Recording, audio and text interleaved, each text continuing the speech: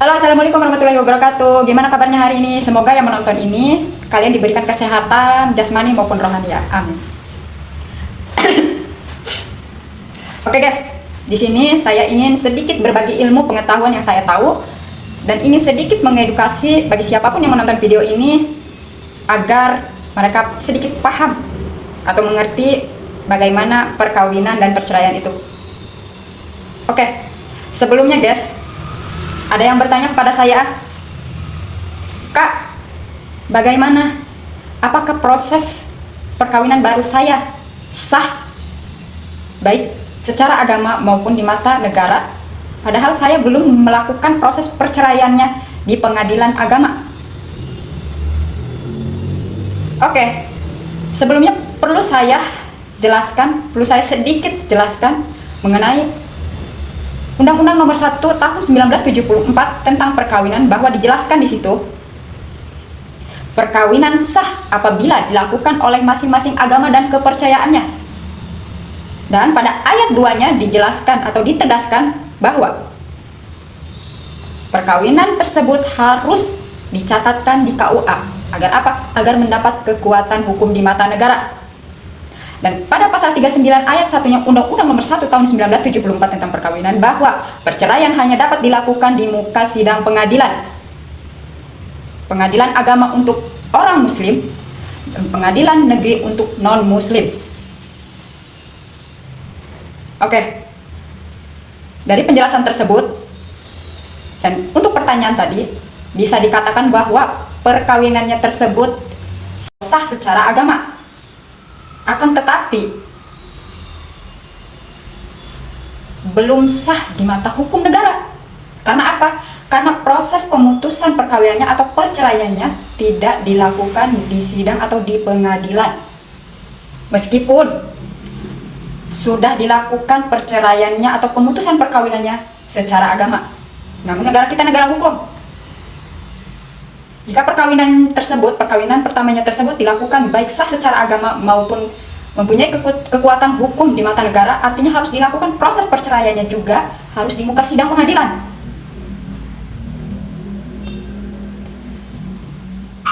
Bagaimana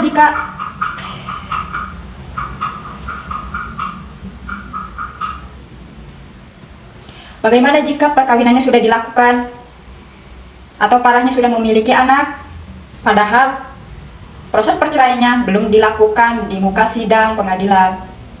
Dampaknya gimana? Resikonya apa? Dampaknya perkawinan baru kalian atau perkawinan yang baru tersebut akan dibatalkan demi hukum. Dan parahnya atau resikonya juga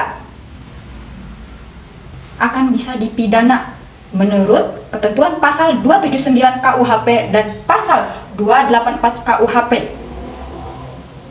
Baca lagi pasal tersebut.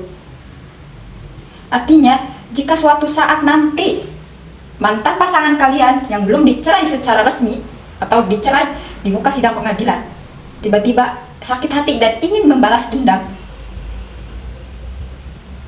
itu bisa saja terjadi jika kalian tidak melakukan prosesnya di muka sidang pengadilan.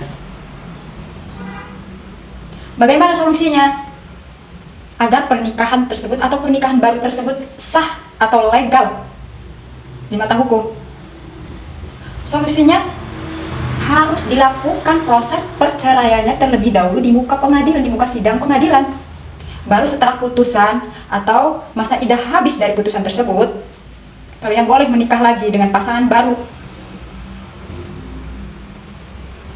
Atau mungkin jika tidak ingin melakukan proses atau malas atau jengkel atau karena apalah sehingga malas untuk melakukan pemutusan perkawinannya atau perceraiannya di muka pengadilan.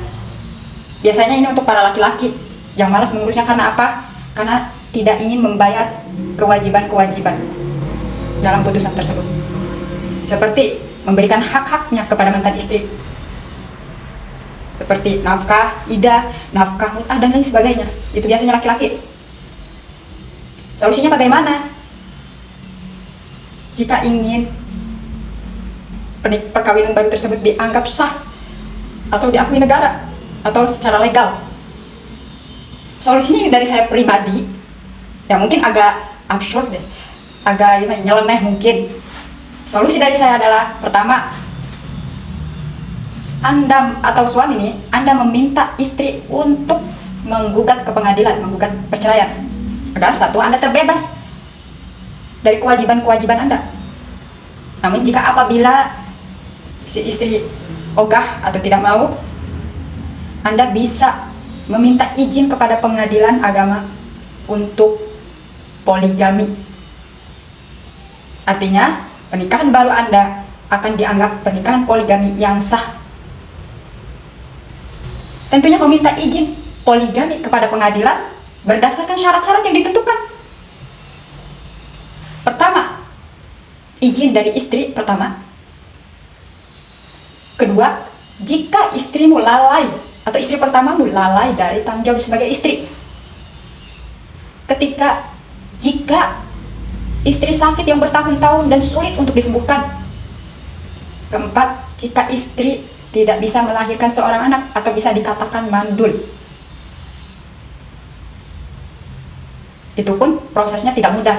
Maka untuk siapapun, sepasang suami istri, jika kalian sudah tidak ada kecocokan dan ingin mengakhiri atau memutuskan perkawinan tersebut, tolong uruslah prosesnya di muka sidang pengadilan agar kalian tidak menjadi janda atau duda bodong, agar Anda tidak menjadi janda atau duda sirih, agar Anda menjadi duda dan janda legal, dan pernikahan atau perkawinan Anda selanjutnya adalah legal. Dan untuk para jomblo-jomblo yang belum memiliki pasangan, atau sekarang sedang dekat dengan para janda atau duda yang ingin melanjutkan ke jenjang perkawinan, maka saran saya cross check terlebih dahulu.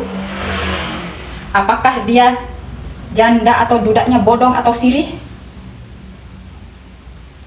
Apakah dia sudah bercerai atau belum?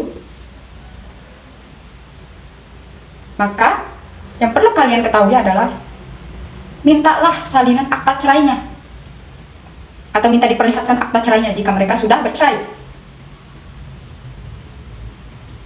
Jika akta cerai itu sudah diperlihatkan, tolong cross check ke pengadilan. Ke pengadilan, tentunya pengadilan dalam hal ini pengadilan proses perceraiannya dilakukan pengadilan mana.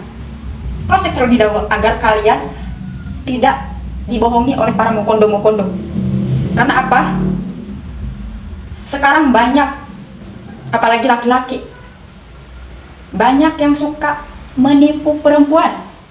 Banyak laki-laki mukondo yang memalsukan akta perceraian. Sekarang zamannya zaman teknologi, apapun bisa dilakukan. Tolong untuk para jomblo-jomblo, saran saya tolong cross check terlebih dahulu. Minta jika pasangan Anda janda atau duda, mintalah diperlihatkan akta cerainya. Dan setelah melihat akta cerainya dan nomornya, kalian cross check ke pengadilan tempat ia bercerai. Ataukah benar mereka sudah melakukan perceraian tersebut di sini?